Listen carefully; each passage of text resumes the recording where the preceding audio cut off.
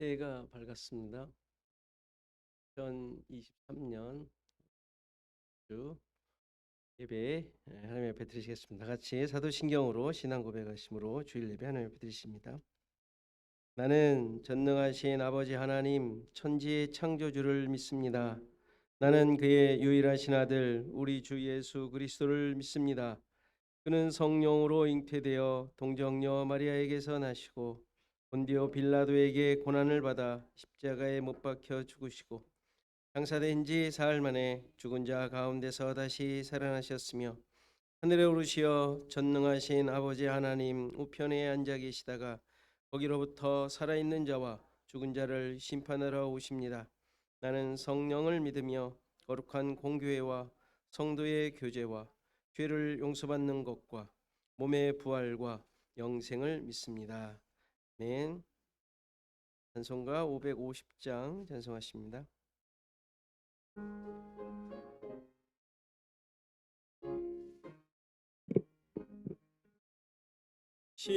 시온의 영광이 빛나는 아침 어둡던 이 땅이 밝아오네.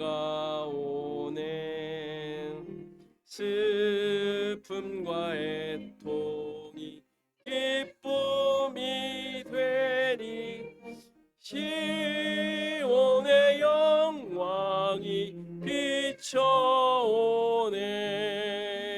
시온의 영광이 빛나는 아침 매였던 종들이 돌아오네.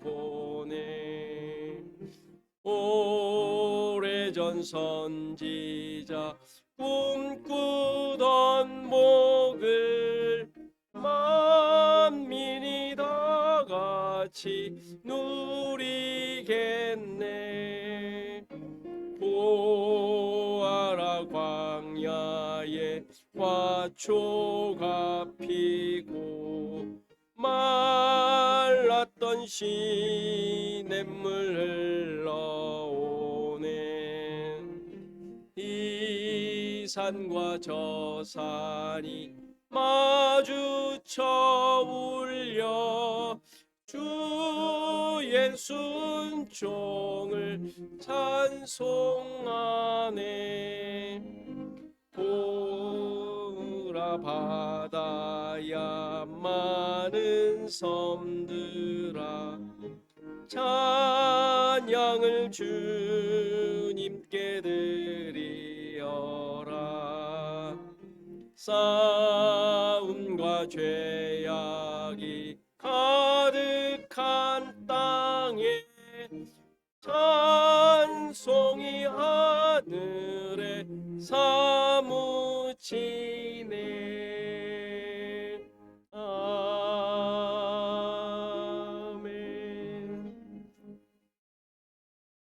다음 장입니다. 551장.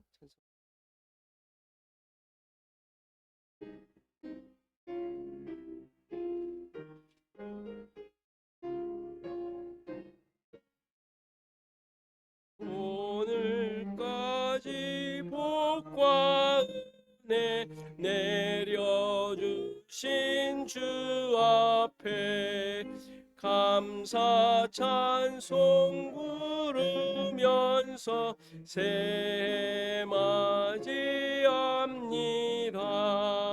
우리 갈 길 비춰주는 주의 빛을 기리고 사랑줄로 메어주는 은혜 찬양합니다. 죄인 위에 십자가에 희생하신 우리 주 그 사랑에 감격하여 이 몸 바치옵니다. 우리 갈 길 다가도록 친구 되어 주시고 원수들도 사랑하게 새 마음을 주소서. 주의 얼굴 뵙고 살면 하루하루 즐겁고 주와 함께 짐을 지며 나의 짐이 가벼워 이 땅 위에 영광의 날 밝아오는 때까지 사랑 깃발 휘날리며 봉사하며 살리라. 아멘.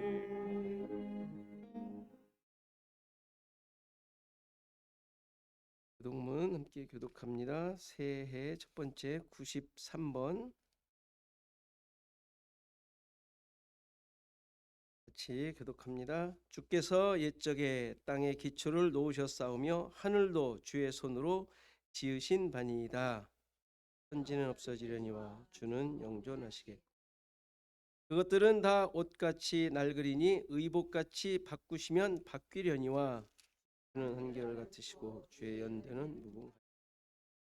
너희는 이전 일을 기억하지 말며 옛날 일을 생각하지 말라. 보라, 내가 새 일을 행하리니 이제 나타낼 것이라. 너희는 유혹의 욕심을 따라 썩어져가는 구습을 따르는 옛사람을 벗어버리고 오직 너희의 심령이 새롭게 되어 하나님을 따라 의와 진리의 거룩함으로 지으심을 받은 새 사람을 입으라. 그런즉 누구든지 그리스도 안에 있으면 새로운 피조물이라. 이전 것은 지나갔으니 보라, 새 것이 되었다. 새 계명을 너희에게 주노니 서로 사랑하라. 내가 너희를 사랑한 것 같이 너희도 서로 사랑하라. 아멘. 기도님 기도인.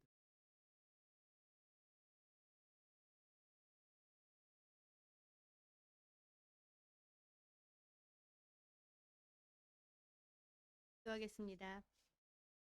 사랑이신 아버지 하나님 감사합니다. 2022년 한 해도 하나님의 보호하심과 공급하심 그리고 인도하심의 은혜가 충만했었음에 감사합니다. 하나님의 크신 은혜 안에서 살면서도 우리들은 여전히 하나님의 뜻을 깨닫는 데 무디었고 깨달은 말씀을 살아내는 것에는 한없이 나약하고 게을렀습니다.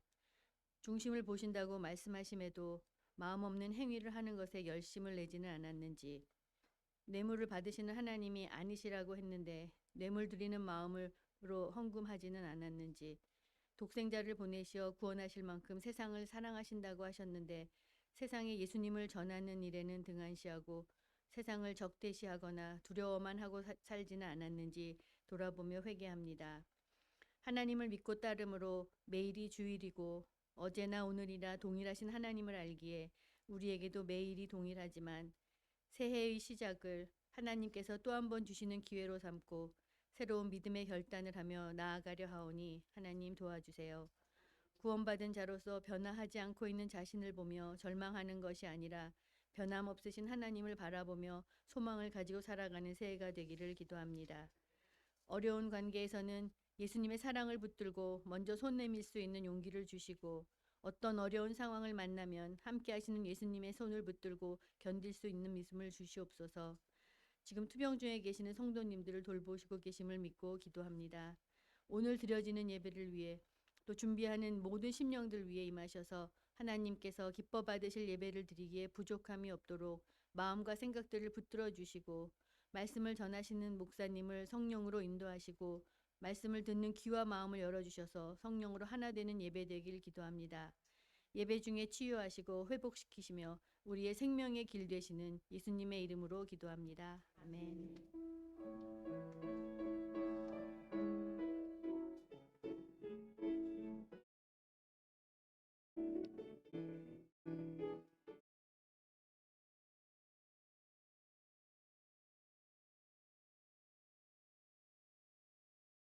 다 일어나셔서 하나님의 말씀 받으십니다. 하나님의 말씀은 창세기 4장 8절에서 15절 말씀입니다. 창세기 4장 1절에서 15절입니다. 제가 봉독해 드릴게요. 가인이 그의 아우 아벨에게 말하고 그들이 들에 있을 때에 가인이 그의 아우 아벨을 쳐 죽이니라. 여호와께서 가인에게 이르시되 내 아우 아벨이 어디 있느냐? 그가 이르되 내가 알지 못하나이다. 내가 내 아우를 지키는 자니이까. 이르시되 내가 무엇을 하였느냐? 내 아우의 핏소리가 땅에서부터 내게 호소하느니라. 땅이 그 입을 벌려 내 손으로부터 내 아우의 피를 받았은즉 내가 이 땅에서 저주를 받으리니 내가 밭을 갈아도 땅이 다시는 그 효력을 내게 주지 아니할 것이요 너는 땅에서 피하며 유리하는 자가 되리라. 가인이 여호와께 아뢰되 내 죄벌이 지기가 너무 무거우니이다. 주께서 오늘 이 지면에서 나를 쫓아내시온즉 내가 주의 낯을 배웁지 못하리니 내가 땅에서 피하며 유리하는 자가 될지라. 무릇 나를 만나는 자마다 나를 죽이겠나이다. 여호와께서 그에게 이르시되 그렇지 아니하다. 가인을 죽이는 자는 벌을 7배나 받으리라 하시고 가인에게 표를 주사 그를 만나는 모든 사람에게서 죽임을 면하게 하시니라. 아멘. 마치겠습니다. 찬송가 552장 찬송하시면서 헌금 봉헌하십니다.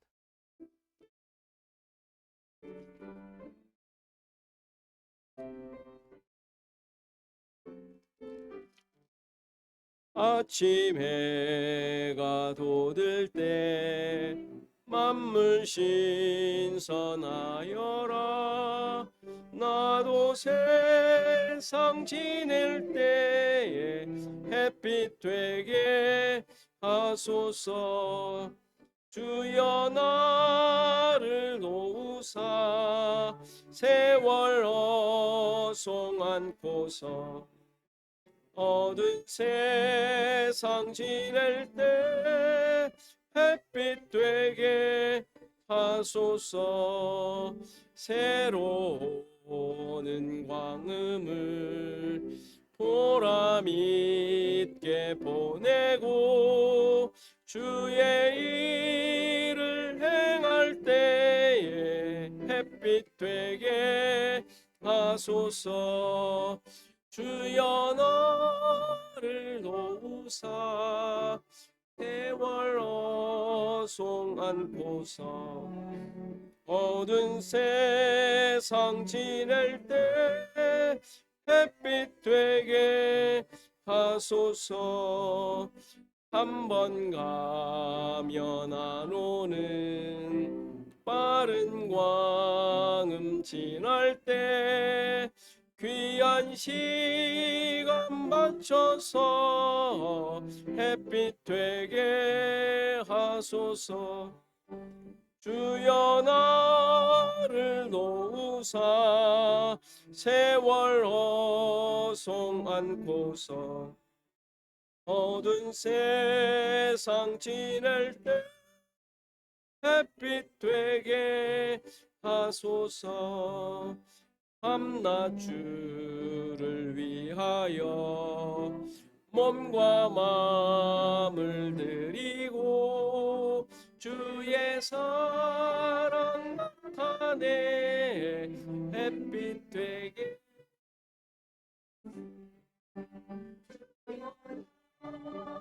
도우사 세월 어송 않고서 어두운 세상 지낼 때 햇빛 되게 하소서.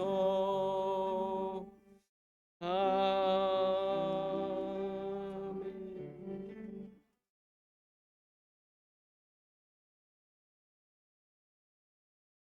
같이 함께 나눕니다. 우리 앞뒤 사람과 오늘은 조금 일어서셔서 새 인사를 하도록 하겠습니다. 자, 인사하시죠.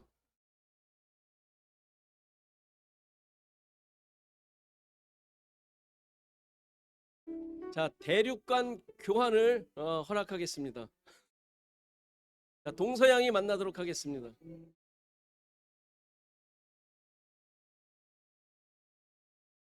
자, 유럽 쪽에서 안 움직이시는 분들은 뭡니까 이거?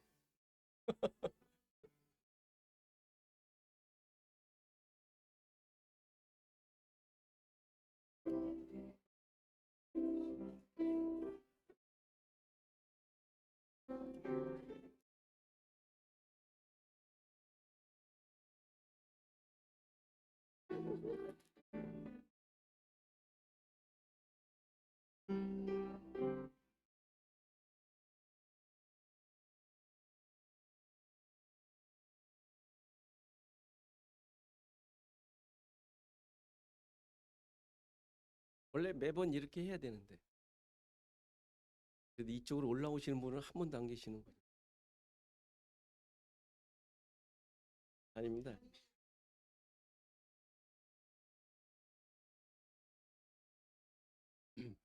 자, 새해 달력이 바뀌어서 새해지. 늘 같은 날이죠. 우리 하나님 앞에서의 삶이니까 우리 믿음의 눈으로 더 많이 이렇게 보고 넓어지면 좋겠습니다. 여러분들의 삶에 주의 은혜와 인도하심이 늘 있길 바랍니다. 자, 선교 후원을 지금까지 하던 분들을 이렇게 마지막이라고 말씀을 드렸어요. 근데 우리가 원래 선교 후원을 1년 주기로 계속 했던 거거든요, 실은. 근데 했던 분들이라 계속 이제 했던 건데 뭐 우리의 방침이 바뀐 건 아니고 매년 그때마다 우리가 예산을 세우지 않잖아요. 그래서 그때마다 여러분들의 추천과 또 이렇게 알게 되거나 후원이 들어올 때 그분들에게 후원하기로 한 거예요. 그러니까 그렇게 결정을 한 거라.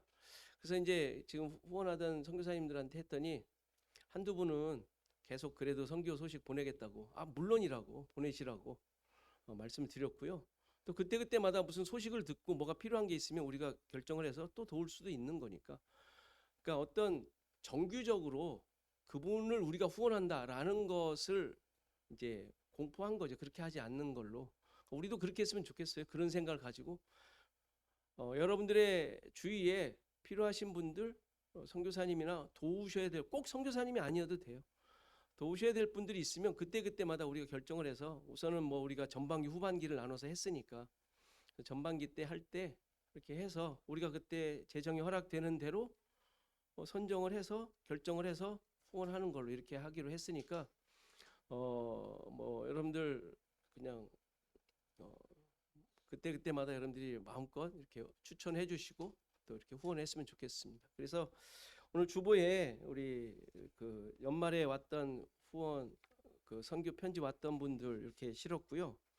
저 뒤에는 여기 다 못 실어서 그 허충강 선교사님 것도 이렇게 따로 프린트해서 여러분들 놨으니까 필요하신 분들은 가서 읽으시고 한 10부밖에 안 했으니까 여러분들 필요하신 분만 같이 나눠서 읽으시면 될 것 같습니다. 그래서 여러분들이 같이 이렇게 오고 또 뭐 소식 오는 대로 또 알려드리고 하도록 하겠습니다.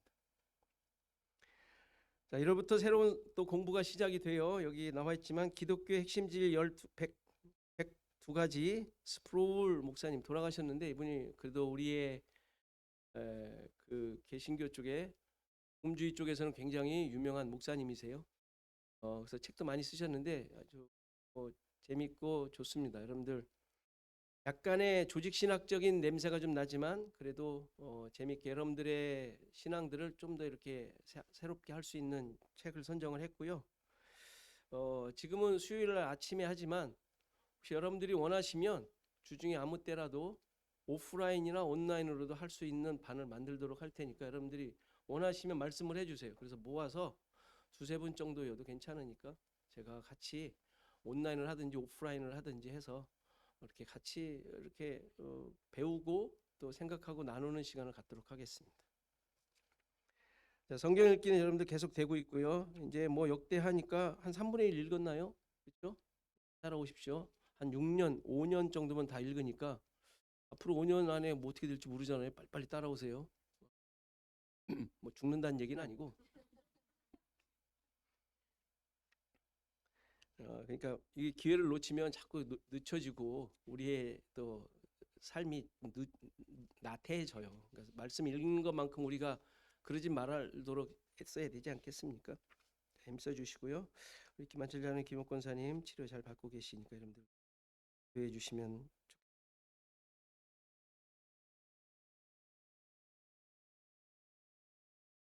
기도하고 우리 하나님 감사합니다. 또 새해를 주셨는데 새로운 마음과 또 새로운 각오가 우리 가운데 또 있을 줄 압니다. 그러나 어떠한 삶이 펼쳐지더라도 주님의 함께하심이 아니면 또 주님의 백성으로 사는 것이 아니라면 그리고 말씀을 쫓는 삶이 아니라면 허황된 것임을 믿습니다. 하나님 우리의 생각 속에 늘 주님의 생각, 주님의 마음을 품게 하시고 그러한 시각과 그러한 길을 갈 수 있는 우리의 결단이 또 믿음이 되게 하옵소서. 힘쓰며 애쓰는 것들 또 서로를 위하여 또 사랑하고 또 품고 하는 모든 일들이 주님을 기쁘시게 할 뿐만 아니라 말씀 안에 우리가 어떠한 자인지 올바로 드러내는 모습이 되게 하옵소서. 하나님의 선하심을 쫓는 삶이 되게 하시고 하나님의 뜻을 늘 마음속에 새기고 우리를 향한 하나님의 그 마음을 품고 예수 그리스도를 통한 그 사명을 깨닫고 나아가는 그러한 새해가 되도록 하나님 도와주옵소서. 오늘도 주님 앞에 드리는 우리의 고백과 헌신이 우리의 욕심을 채우고 또 나를 만들어가는 것이 아닌 하나님의 나라가 세워지고 하나님의 뜻이 이 땅 가운데 펼쳐지는 놀라운 계기가 될 수 있도록 하나님 도와주시고 우리 또한 우리의 삶을 다 드려 주님의 허락하시고 계획하신 것을 이루는 삶이 되도록 늘 붙잡아 주옵소서. 하나님 오늘도 계속해서 또 말씀을 듣습니다. 이 말씀이 반복적인 그저 그런 또 반복되어지는 또 듣는 말씀이 아닌 우리의 심령을 쪼개고 우리의 생각들을 다시 한번 바로잡고 내가 보고 있는 모든 것들의 기준이 바뀌어지는 그런 말씀이 되도록 하나님 도와주옵소서. 우리의 힘과 우리의 생각들이 아닌 정말 하나님의 함께하심과 성령의 깨닫게 하심으로 이 말씀이 나의 삶 속에 또 우리의 생각과 마음 속에 잘 새겨지게 하옵소서. 감사하고 예수 그리스도의 이름으로 기도하옵나이다. 아멘.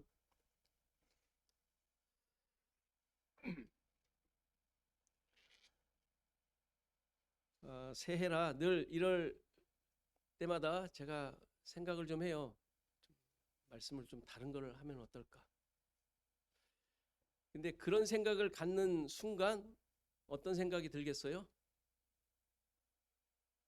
안 해보셔서 몰라요? 저에게나 여러분들에게나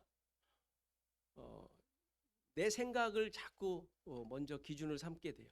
내가 어떤 걸 줬으면 좋을까라는 생각을 하게 되고 여러분들은 좀 목사님께서 좀 그런 말씀을 하면 좀 안 좋을까? 뭐 이런 생각을 하게 되는 것이죠. 실은 그런 걸 하기 싫어서 성경을 하기로 했던 거예요. 제 스스로도. 그래서 다음 구절들이 뭐 대충 알 수는 있겠지만 따로 내가 목표를 세워서 말씀을 이렇게 찾질 않잖아요. 그래서 그때마다 주어지는 말씀을 전하자라는 생각으로 실은 이렇게 강해 설교를 하게 되어서 다시 또 생각을 접죠. 그래 순서대로 하자 뭐 이렇게 하기로 했습니다. 그러니까 너무 절기나 때를 이렇게 찾아서 하지 않는 것에 대해서 여러분들이 조금 아쉬운 마음이 있더라도 그냥 참아주세요. 자, 오늘도 말씀 속에 여러분들이 가지고 있었던 지난주에 봤던 본문이지만 여러분들이 가지고 있던 가인에 대한 그러한 생각과 기준들을 다 내려놓고 보셨으면 좋겠습니다. 가인은 죽어야 할 나쁜 놈, 또 하나님을 배반한 원수가 된 자, 그런 사람은 당연히 이렇게 저주를 받아야지 우리가 이렇게 생각을 해왔잖아요. 그런데 성경에 그런 부분들이 있긴 하지만 하나님께서 그렇게 저주를 받아야 할 자로 내팽겨쳐 그렇게 우리한테 주시진 않아요. 설사 그런 모습이 보인다 하더라도 하나님의 뜻이 있는 것이지 우리의 기준과 판단대로 그래 저런 나쁜 놈은 그렇게 하나님께서 내치시는 게 마땅해 라고 받아들이도록 성경은 기록되어 있질 않습니다. 우리가 지금 4장을 계속 보고 있지만 이상하지 않습니까? 아니 그런 저주받아 말도 안 되는 그런 사람에게 하나님께서 뭐 이상하지 않습니까? 이렇게 대화를 한다는 것 자체가. 그렇죠? 대화를 계속 하시잖아요. 아니 내팽개치고 말도 안 듣고 딴짓할 놈한테 왜 이렇게 하냔 말이에요. 그런 생각을 잠깐 접어놓으시고 계속 그와 대화하시는 하나님의 모습을 여러분들이 자꾸 보셔야 돼요. 끝까지 대화하시지 않습니까? 그래서 하나님의 은혜와 인도가 뭔지를 깨닫도록 하시는 거예요. 그러니까 이거는 결국 우리에게 하시는 거와 똑같은 것이죠. 가인과 아벨의 제사와 그들의 살인 사건을 통하여 하나님께서 무엇을 말씀하시려는 것이었다고 들었습니까? 제사를 잘 드려라, 좋은 제물 드려라, 형제를 미워하지 말라, 분을 내어 예배하지 말라, 뭐 등 이런 종교적, 도덕적, 윤리적인 교훈을 얻으려고 그 본문을 보아서는 안 된다고 말씀드렸어요. 그런 이유로 이런 사건을 기록한 것도 아닙니다. 그러한 내용들이라면 여러분들이 평상시에 여러분들의 믿음대로 열심히 힘써 하시면 돼요. 그렇죠? 형제 미워하지 마십시오. 애써서 하십시오. 그렇게 하지 마시란 말이에요. 애써서 하십시오. 그렇게 하셔야 돼요. 뭐 예물 드릴 게 있으면 정성껏 좋은 걸로 드리세요. 당연한 거 아닙니까? 그럼 뭘 가르쳐야 되겠어요? 아니지 않습니까? 여러분들 여기 예배 드리면서 누워 계신 분 안 계시잖아요. 누우셔도 괜찮은데 괜찮아요. 정말 괜찮아요. 근데 누우시지 않잖아요. 왜요? 왠지 아닐 것 같으니까. 그런 건 여러분들의 믿음대로 하시란 말이에요. 열심히. 이 말씀은 그런 말씀이 아니란 말이에요. 또 말씀드리지만 이 말씀은 복음을 드러내기 위해 기록된 말씀이라는 거 잊지 마시오. 가인이라는 인간의 힘과 능력으로 하나님을 섬기려고 하는 자, 자신 것으로 스스로 자신의 것으로 하나님께 나아가려고 하는 자, 하나님을 믿는다는 마음을 가지고 하나님께 나아갈 때 그런 자들의 것들은 결코 받지 않으신다라는 본보기로 지금 가인이 나오고 있는 거예요.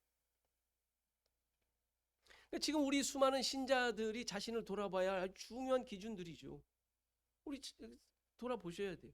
내가 정말 하나님께 나아가는데 지금 주일날 예배만이 하나님께 나오는 건 아니잖아요. 물론 하나님께 나온다고 마음 그 믿음과 마음으로 나오셨지만 나가면 아니에요? 하나님 앞이 아니에요? 아니죠. 모든 삶이 하나님 앞에서의 예배의 삶이에요. 늘 우리는 돌아보셔야 돼요. 반면에 아벨은 그의 존재 자체가 아무것도 아닌 허무함, 그렇죠? 가치 없음, 아무것도 아닌 자, 그런 자가 자기 것이 아닌 오직 하나님의 것, 하나님으로부터 받은 것, 하나님에 속한 것을 하나님께 드림으로 하나님의 인정을 받는 모습을 보여주죠. 그렇죠? 자기 게 없는 거예요. 하나도. 왜? 자기조차도 자기 게 아닌 거예요. 자기조차도 아무것도 아니니까. 게다가 그는 세상의 능력과 힘을 가진 자에 의해 가차없이 존재 자체도 무시당하며 살해당함으로 세상에서조차 아무것도 아니라는 사실을 드러내죠. 그렇죠? 죽은 살인사건의 의미가 그건 거예요. 그런데 이러한 자의 죽음으로 말미암아 하나님께서는 어떤 일을 하세요? 가인과 같은 자기밖에 모르는 교만한 자를 살리시는 뜻을 보여주세요.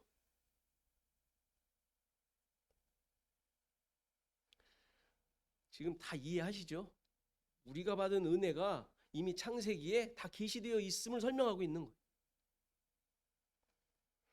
가인에 의해 죽은 아벨의 피가 호소한다라고 하죠. 그렇죠? 이 말은 억울함을 풀어달라는 호소가 아니라 그랬어요. 무슨 호소였어요?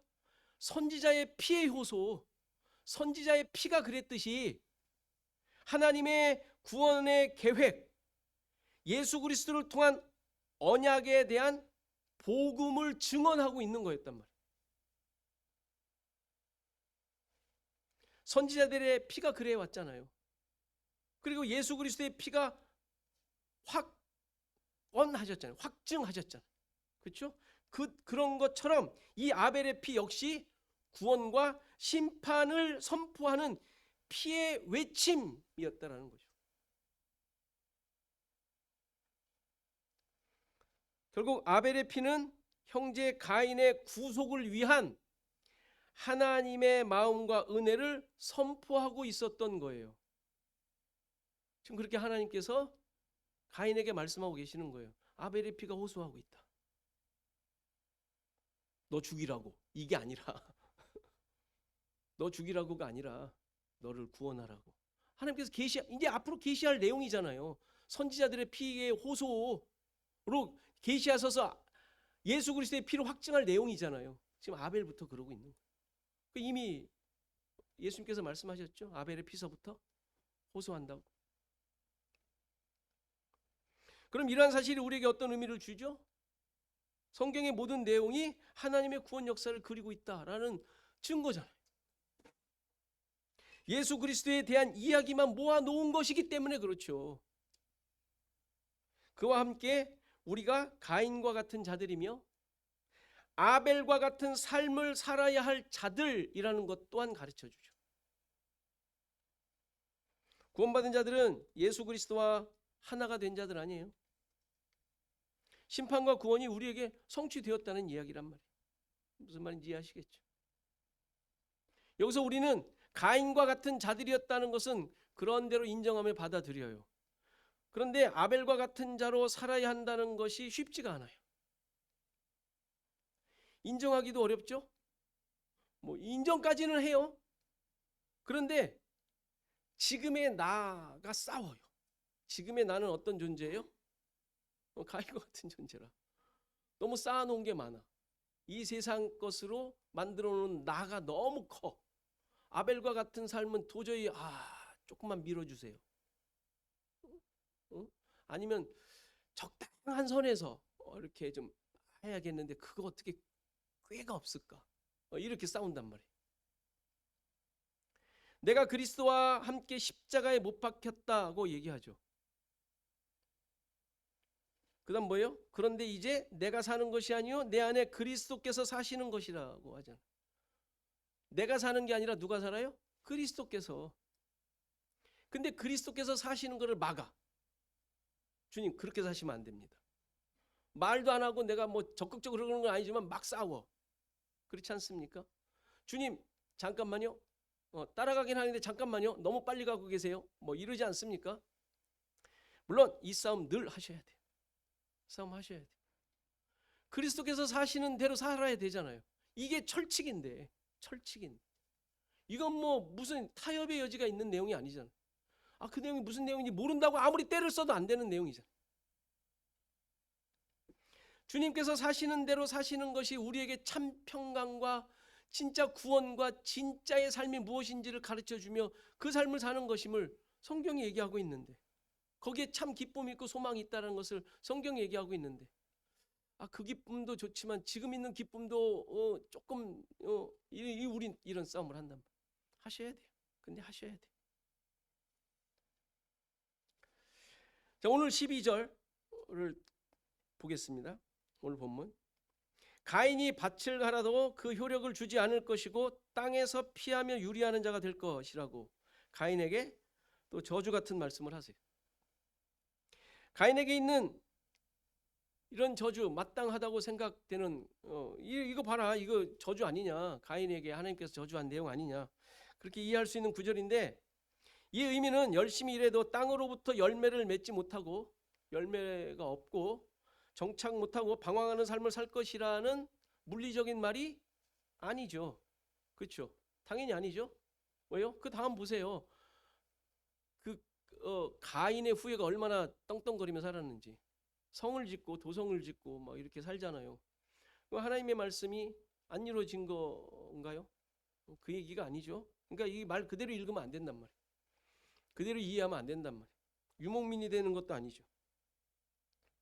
여기서 밭을 간다라는 말은 앞에서 봤듯이 땅을 섬기며 산다는 거예요. 열심으로. 그의 힘과 능력과 방식으로 삶을 만들어서 하나님의 뜻을 이루려고 하는 모습이에요. 그렇죠? 다시 말해서 땅을 섬긴다는 말이 예수님께서 이 땅에 인간으로 오셔서 죄인을 섬기는 하나님의 구원 방식이었잖아요. 그렇죠? 그걸 말씀하시는 건데, 가인이라는 욕망에 사로잡힌 존재가 자신의 방식에 의해 만들어낸, 자신의 뜻과 노력과 힘과 의지에 의하여 만들어낸 자신의 것을 하나님의 것인 양 드리며 하나님의 뜻을 이루려고 하는 모습, 이게 땅을 섬기며 산다라는 말이란 말이에요. 그가 그렇게 살려고 그런다는 거예요. 그런데 이러한 애씀 섬김으로는 어떻게 된다고요? 땅이 효력을 내지 않을 거라는 거예요. 이 효력이라는 말은 능력, 힘이라는 뜻인데, 이 능력, 힘, 어떤 힘과 어떤 능력을 의미하는 것일까요? 성경을 보면 하나님의 구원하시는 능력을 의미해요. 실제 성경에서 자주 이 단어가 하나님의 구원하신 능력으로 이해가 되는데, 민수기 14장 하나만 보겠어요? 14장 13절을 보면 모세가 여호와께 이르되 애굽인 중에서 주의 능력으로, 이 능력이 효력이라는 단어예요. 주의 능력으로 이 백성을 인도하여 내셨거늘 그리하시면 그들이 듣고, 그러니까 애굽에서 끌어낸 하나님의 능력을 얘기하는 거죠. 따라서 땅이 아무리 섬겨도 효력을 내지 않는다는 말은 가인이 자신의 능력과 힘으로 하나님의 구원을 얻으려고 해도 얻을 수 없을 것이라는 이야기를 하는 거예요. 효력을 내지 않는다는 말. 하나님의 구원이 거기서 네가 그렇게 힘써서는 얻을 수 없다라는 말씀을 하는 거예요. 뭐 당연한 결과죠. 11절에서 앞절에서 그에게 구원이 어떻게 이루어진다 그랬어요. 아벨의 피의 호소로 말미암아 너를 구원하겠다라고 말씀하셨잖아요. 그런데 여전히 자신의 욕망을 버리지 못하고 스스로 얻으려고 한다면, 땅을 간다면, 이 얘기 결코 구원을 얻을 수 없을 것임을 말씀하시는 것이죠. 그러한 그의 모습이 바로 유리하며 피하며 유리하는 자가 되리라는 말씀의 의미예요. 실제 방황하는 삶이라는 것이 아니라 하나님의 뜻대로 은혜를 얻는, 은혜를 입는 삶을 얻을 수 없다라는 것이죠. 그게 유리하며 방황하는 거예요.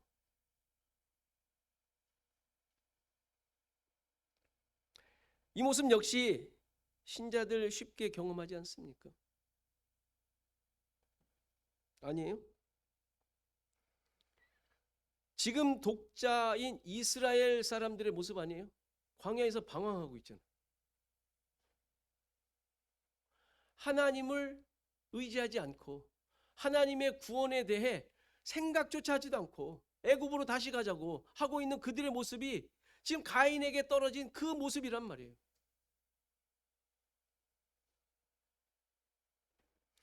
우리가 그러지 않은지, 그들과 비슷하지 않은지 확인해 보시라는 거예요.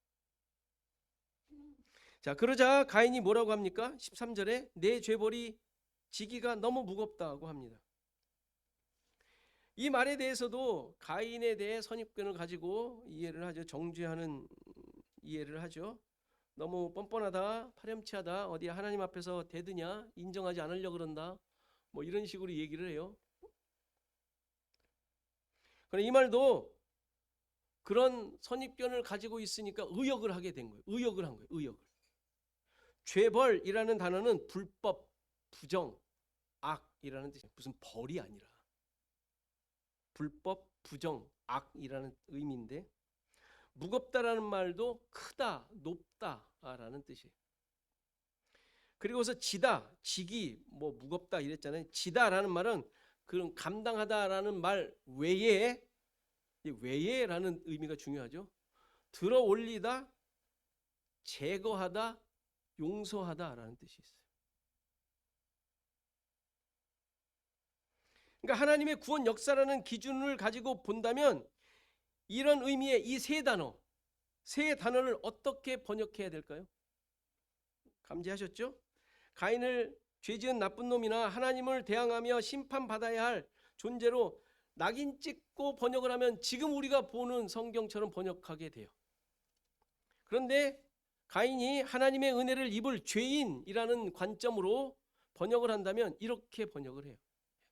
나의 큰 죄악, 그 불의, 큰 죄악을 제거하소서, 용서하소서 라고 번역할 수 있습니다. 에이, 설마 그렇게 번역이 되겠어요? 아니요, 그렇게 번역할 수 있다고요. 이게 뜻을 보니까 여러 가지 뜻이 있는데 그 중에 선택을 하면 되잖아요. 어떤 기준으로? 하나님의 구원 역사라는 기준으로, 예수 그리스도를 계시하는 그런 내용으로, 그 기준으로 해석을 하면 이렇게 해석할 수 있단 말이에요. 틀린 해석이 아니에요. 지금 가인은 하나님의 은혜를 받아야 할 존재로 하나님 앞에서 호소하고 있는 거예요. 자신의 죄를 스스로 해결할 수 없음을 그거 알잖아요. 지금 하나님 계속 지적하시잖아요. 지적하시니까 그것에 대해서 그가 하소연하고 있는 거예요. 도저히 내가 그걸 해결할 수 없습니다. 그럼 용서해 주십시오. 제거해 주십시오. 라고 얘기하고 있는 것이죠. 아담과 하와에게도 그랬죠. 그들의 죄악에 대해 무조건 심판과 저주를 내리신 게 아니었죠. 그들의 죄를 드러내시고 자신의 본 모습을 깨닫게 하신 후에 네가 어디 있느냐 부터 그들의 벌거벗은 모습을 밝혀내시잖아요. 그리고 나서 구원의 길을 제시해 주셨지 않습니까? 그러니까 자신의 죄와 절망의 상태를 발견하게 하고 은혜가 절대적으로 필요하다는 사실을 고백하지 않으면 구원이 없는 거예요. 나는 괜찮다, 힘 있고 뭐 하나님 없이도 살 수 있다라고 하면 뭐 의미가 있겠습니까? 구원에 선포될 수 없죠. 우리가 죽은 자를 살리셨죠. 여러분들 죽지 않았어요? 안 죽었으면 살릴 수가 없죠. 살려있는 자를 어떻게 살리시겠어요? 죽어있던 우리를, 죄와 허물로 죽어있던 우리를 살리셨다고 고백하고 우리의 신앙의 고백 내용 아니에요? 그렇죠. 죽지 않은, 죽은 것이 확인되지 않은, 그것이 고백되지 않는 자들은 생명이 하나도 의미가 없는 것이죠. 예수 그리스도가 무슨 의미가 있겠어요? 예수 그리스도를 이용해 먹는 거지. 내가 죽은 자라는 게 확인이 안 하면, 고백이 안 되면.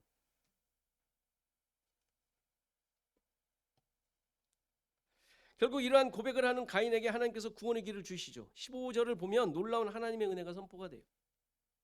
자신이 죽게 될 것이라고 하자 그렇지 않다고 하시면서 가인을 죽이는 자는 벌을 7배나 받을 것이라고 하죠. 이 문장의 의미는 가인을 죽이는 살인자를 7배의 벌을 내리실 것이라는 하나님의 보복하심을 말씀하시는 내용도 아니죠. 우리 그렇게 이해하죠. 야, 걱정 마. 너 죽이는 사람 내가 7배로 아주 혼내줄게. 뭐 이런 말씀이겠어요? 그게 가인에게 무슨 위로가 되죠? 곧 죽을 건데 걔도.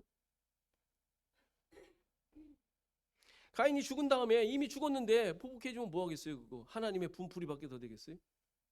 안 그렇습니까? 그런 얘기가 여기 있겠어요? 구원의 얘기인데, 예수 그리스도의 얘기인데.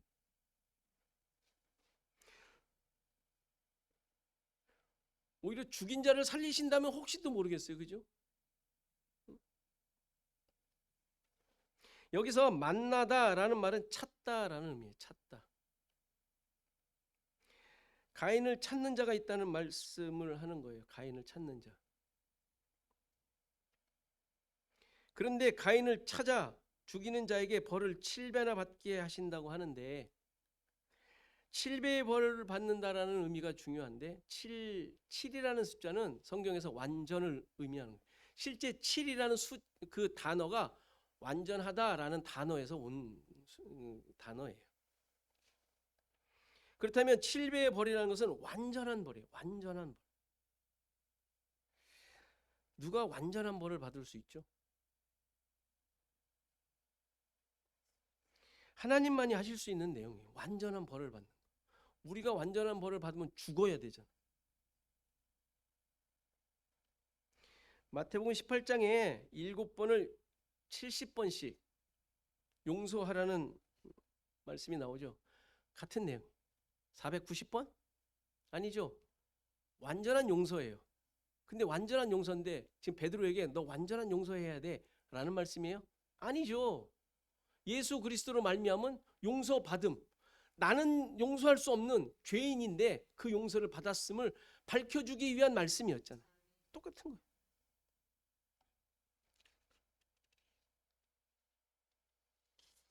따라서 이 문장은 두 가지로 이해할 수 있어요.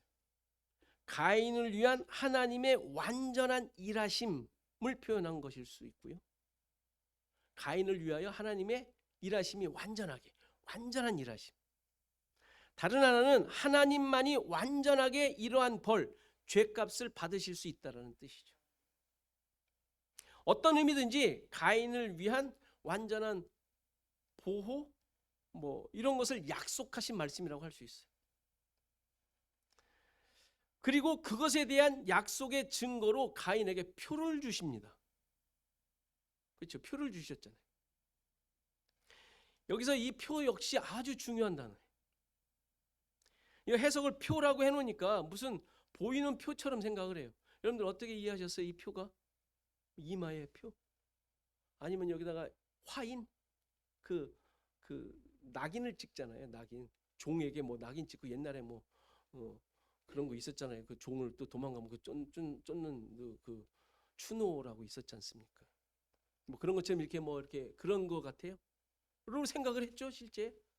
설마 여기 얼굴에 좀 컴컴하게 만들어 놓든지 그냥 너는 죄인이라고 써 놓든지 아니면 하나님이 보호하는 자 이런 정도로 써 놓든지 누군가 봐서 알아야 될 거 아니에요. 당연히 그런 게 아니겠죠. 이 단어는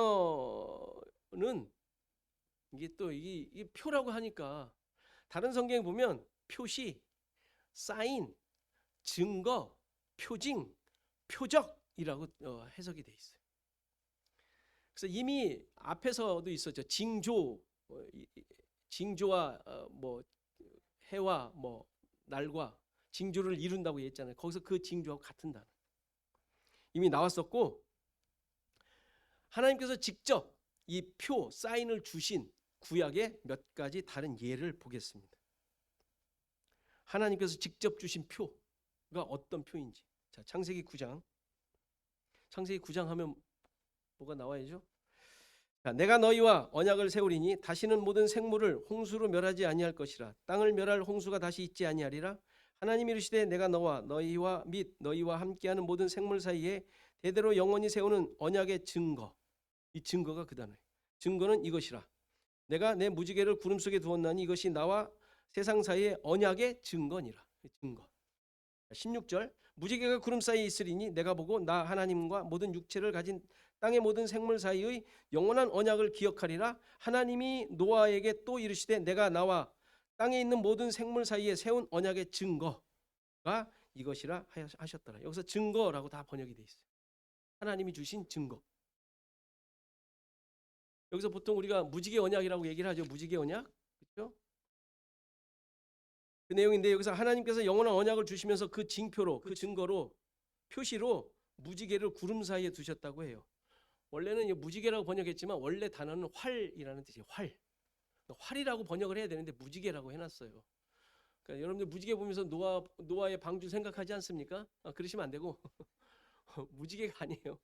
무지개를 번역을 했어요. 무지개를 자꾸 보는데 구름 사이에 무지개가 있지 않죠? 구름 밖에 있잖아요. 무지개는. 그렇죠? 여러분들 아시죠? 구름 속에 있는 무지개 보셨어요? 구름 속을 들어가 본 적이 없으니 우리가 없잖아요. 구름 속에 있는 활이 뭘까? 나중에 봅시다. 자, 또 있습니다. 창세기 17장 7절. 내가 내 언약을 너와 너 및 내 대대 후손 사이에 세워서 영원한 언약을 삼고 너와 내 후손의 하나님이 되리라. 내가 너와 내 후손에게 내게 거류하는 이 땅 곧 가나안 온 땅을 주어 영원한 기업이 되게 하고 나는 그들의 하나님이 되리라. 아브라함과 하는 약속이에요. 하나님이 또 아브라함에게 이르시되 그런즉 너는 내 언약을 지키고 내 후손도 대대로 지키라. 가나안을 약속하시면서 하시는 말씀이에요. 너희 중 남자는 다 할례를 받으라. 이것이 나와 너희와 너희 후손 사이에 지킬 내 언약이니라. 너희는 포피를 베어라. 이것이 나와 너희 사이의 언약의 표징. 이게 표라는 그 단어예요. 표징. 언약의 표징으로 포피를 베는 걸로 그 표징을 삼도록 하셨어요. 영원한 언약, 가나안 땅을 주시는 영원한 언약을 세우시면서 그걸 해주셨죠. 할례 언약이라고 하죠. 자, 여기서 이 표징이 이 표이라는 단어입니다. 또 있습니다. 출애굽기 12장. 내가 그 밤에 애굽 땅에 두루다니며 사람이나 짐승을 막론하고 애굽 땅에 있는 모든 처음 난 것을 다 치고 애굽의 모든 신을 내가 심판하리라. 나는 여호와라. 내가 애굽 땅을 칠 때 그 피가 너희가 사는 집에 있어서 너희를 위하여 표적이 될지라. 이게 표예요. 표. 내가 피를 볼 때에 너희를 넘어가리니 재앙이 너희에게 내려 멸하지 아니하리라. 이 유월절 언약 지금 말씀하시는 내용 아닙니까? 애굽의 처음 난 것들 죽이시며 심판을 행하실 때 문 임방과 설주에 피를 바르라고 하시면서 그것이 표적, 표가 될 것이라고 말씀하시죠. 자, 이 정도면 하나님께서 언약을 체결하시면서 주시는 이 표징이 무엇을 의미하는지 충분히 알 수 있어요. 할례, 포피를 베는 것, 유월절 피, 이런 것들. 그러니까 하나님께서 그의 백성들을 위해 세우시는 언약, 영원한 언약을 깨닫고 새기게 하는 증거라고 할 수 있어요. 영원한 언약을 마음속에 새기도록 하는 증거. 이 징조가 무엇을 의미하는 것일까요? 아주 정확하게 나온 구절이 있습니다. 이사야 7장. 그러므로 주께서 친히 뭐를? 징조, 표를 너희에게 주실 것이라. 보라, 처녀가 잉태하여 아들을 낳을 것이요 그의 이름을 임마누엘이라 하리라. 하나님께서 친히 유다 왕 아하스에게 징조를 주시겠다고 하시면서 아하스는 나는 하나님을 시험하지 않겠다. 징조 필요 없다. 뭐 이런 얘기를 하죠. 그런데 친히 하나님께서 직접 징조를 주시죠. 그 내용이 임마누엘. 하나님 직접 나타나시는 것이죠. 이 내용은 마태복음에서 예수님이 탄생하심으로 이루어지죠. 성취되는 내용이죠. 다시 말해서 구약에서 하나님께서 영원한 언약의 징표로 주시는 것은 뭐예요? 예수 그리스도를 상징하는 것들이에요. 따라서 죄인인 가인에게 약속하시면서 준 징표, 표적은 바로 그를 향한 하나님의 구원의 증거인 예수 그리스도를 말하고 있는 거예요. 그러니까 자신의 모든 죄가 드러나 하나님께서 돌보시지 않으면 안 된다고 고백하는 가인을 위해 누군가가 죽이도록 내버려 두시는 것이 아니라 그를 위한 완전한 죽음, 대속의 죽음을 죽으심으로 하나님께서 주신 영원한 언약을 이루시겠다고 약속을 지금 주고 계시는 게 표를 주신 거예요. 그러니까 이것으로서 가인은 이제 하나님으로부터 어떤 그런 자유함에, 그가 지금 두려워 떨고 있는 상황에서 자유함의 표적을 받게 된 것이죠. 지금 창세기는 가인을 통하여 하나님께서 그 복음의 은혜를 계시하고 계시는 거예요. 복음의 은혜를. 자, 여러분들이 머릿속에 계속 이제 생길 거예요. 그럼 가인이 구원받았단 말이야? 자꾸 이런 생각이 드시죠? 지금 그 얘기 아니에요. 누가 구원 받았냐 안 받았냐 얘기하는 게 아니에요. 그 모든 상황과 내용을 통하여 하나님의 구원 계획, 예수 그리스도를 계시하고 있는 중이에요. 자꾸 이렇게 가인은 천국까지 못했을 것 같은데 자꾸 이러시면 안 됩니다. 동생을 죽이고 세상적 기준과 가치대로 살게 된 가인이라는 죄인을 버리시는 내용을 지금 말씀하시는 게 아니란 말이에요. 물론 이 이후 16절을 보면 이러한 표적을 가진 가인이 세상으로 나가요. 여호와 앞을 떠나요. 무리 모습 아니에요? 나중에 볼 거예요. 다음 주에. 떠나지만 그를 향한 하나님의 구원 역사는 예수님께서 제자들을 끝까지 사랑하셨다는 것처럼 끝까지 사랑하시는 모습인 거예요. 우리 역시 가인과 크게 다르지 않은 모습일 수 있어요. 일 수 있는 게 아니라 모습이에요. 아니라고 항거하실 분 계세요? 난 그 정도는 아니다라고. 그러나 하나님의 언약인 영원한 언약인 예수 그리스도라는 표적을 가지고 있는 자들이 엄청난 하나님의 수고와 열심으로 만들어낸 자들이에요. 우리 그걸 믿고 있죠. 소유하고 있고. 어떻게 사시겠어요? 뭐 그걸 하나하나 이렇게 찝어주며 뭐 얘기를 해야겠어요, 여러분들한테? 아, 틀렸어요, 당신. 뭐 이렇게 해야 되겠어. 뭐 기도해 보니까 그게 아니야. 뭐 자꾸 이런 걸 받고 싶으세요? 여러분들이 이런 놀라운 가인을 통하여 하나님께서 보여주신 그 표를 가지고 있는데 다음 주에 가인 볼 거지만 가인을 보면서도 우리 자신들을 찔러야 되지 않겠어요? 지금 여러분들의 모습이 어떠냔 말이에요. 하나님의 이런 끝까지 사랑하시는 이 수고와 열심으로 만들어낸 자들이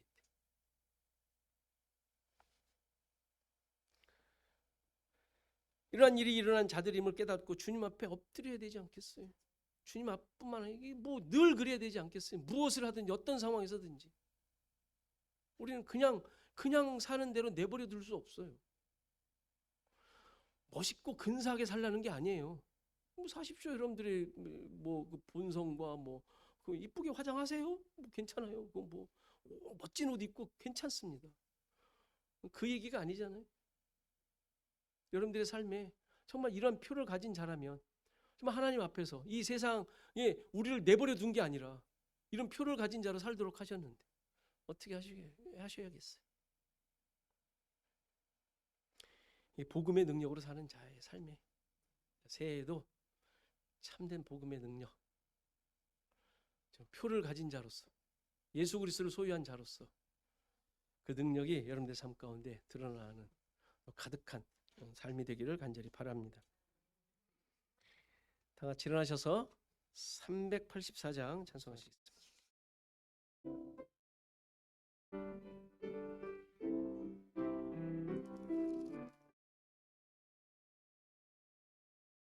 나의 갈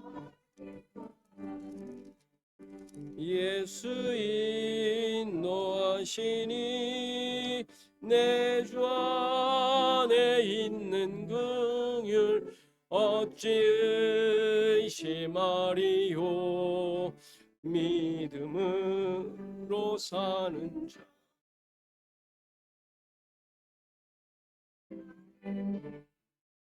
무슨 일을 만나든지 만사 형통하리라 무슨 일을 만나든지 만사 형통하리라 나의 갈 길 나가도록 예수 인도하시니 어려운 일 당한 때도 족하는 해 주시네 나는 심히 고단하고 영혼 매우 가라나 나의 앞에 반석에서 샘물 나게 하시네 나의 앞에 반석에서 샘물 나게 하시네 나의 갈 길 나가도록 예수 인도하시니 그의 사랑 어찌 큰지 말로 알 수 없도다 성령 감화 받은 영혼 하늘나라 갈 때에 영영 부를 나의 찬송 예수 인도하셨네 영영 부를 나의 찬송 예수 인도하셨네 아멘.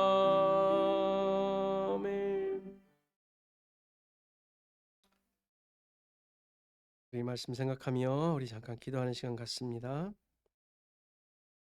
새해 2023년도에도 하나님의 뜻과 목표가 나를 이끄는 그런 해가 되게 하소서 해주시고, 표적 예수 그리스도를 소유한 자로서 복음의 능력을 드러내게 하소서. 또 기도하는 분들, 우리 장로님, 김한철 장로님, 김혁 권사님, 김영자 권사님, 김명 장로님, 장경재 권사님을 위해서 이 시간 다 같이 기도하시겠습니다. 하나님 감사합니다. 오늘도 주의 은혜로 우리를 붙잡아 주시고 주님과 동행하게 하시고 인도하심 속에 인도하심 감사합니다. 오 주님, 새해가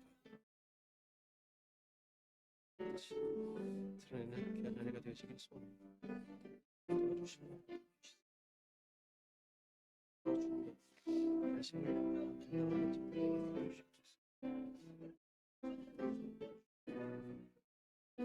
주님 앞에 온전히 되어지고 없어서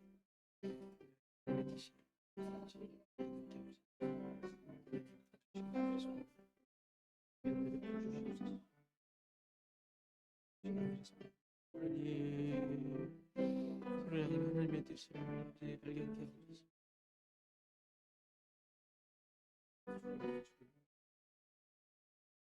하나님의 도와주시는 예수 하나님의 은혜를 주시옵소서.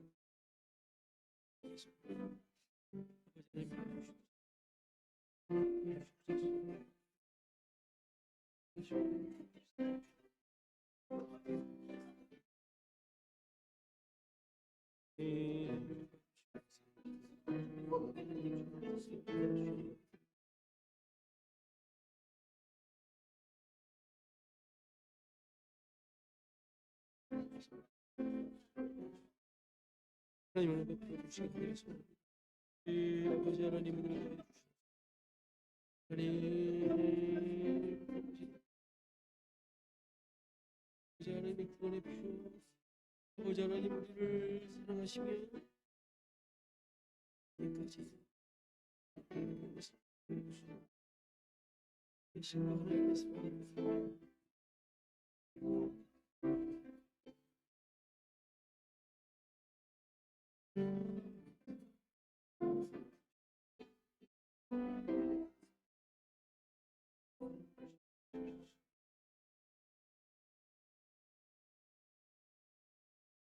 하나님 아버지,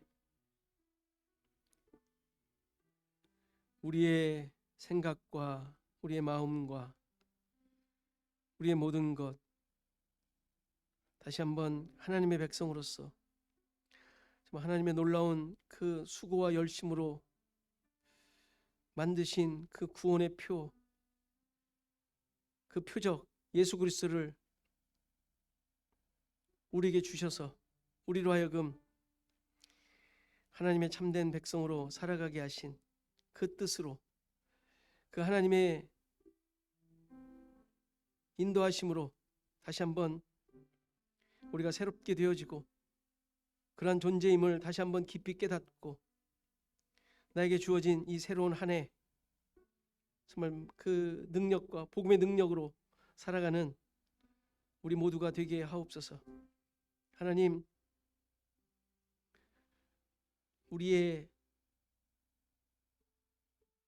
자격과 조건으로 우리를 살리신 것이 아닌 정말 가인과 같은 존재, 죽어야 할 존재, 아무것도 아닌 존재, 스스로 애쓰며 힘쓰는 모든 것들이 하나님 앞에서 아무것도 아닌, 정말 하나님 받으실 수 없는 그런 것들로 쌓여진 우리들이지만 하나님 끝까지 사랑하시는 주님의 사랑으로 우리를 살리신 줄 믿사오니 다시 한번 이렇게 새로운 생명을 가진 자로서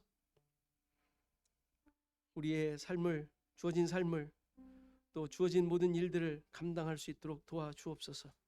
주님, 오직 주님의 능력 예수 그리스도만 드러나기를 소원합니다. 우리를 통하여 목적하신 것, 이 세상의 업적이 아닌 나를 살리신 나를 새롭게 하신 그 기적의 증거 예수 그리스도인 줄 믿사오니 하나님 예수 그리스도만 드러나는 삶이 되게 하옵소서. 주님 다시 한번 시애틀 주원역교회 붙잡아 주시고 복을 주시고 우리가 어디에 있든지 무엇을 하든지 하나님의 마음을 깊이 품게 하시고 또 그리하여 우리의 생각과 우리의 시선이 정말 하나님이 원하시는 곳에 머물게 하시고 또 그것을 품게 하셔서 나를 드러내는 것이 아닌 하나님만 드러나고 하나님의 사랑만 예수 그리스도만 그 가운데서 발견되어지는 우리의 삶이 되도록 하나님 역사해 주시옵소서. 다시 한번 새해를 맞이하는 우리 모든 성도들 붙잡아 주시고 그들의 삶과 가정과 생업과 또 자녀들 모두에게 하나님의 선하신 뜻과 계획하심이 드러나게 하시고 또 그것을 많은 사람들에게 증거할 수 있는 은혜가 있는 귀한 삶이 되도록 하나님 역사해 주시옵소서. 이제는 예수 그리스도의 은혜와 하나님의 크신 사랑과 성령의 감화 감동 교통하시며 함께하심이 오늘 예배한 모든 성도들 머리머리 위에 저들의 생업과 가정과 자손 대대 위에 시애틀 주원역교회 이제로부터 영원토록 함께 계실지어다. 아멘.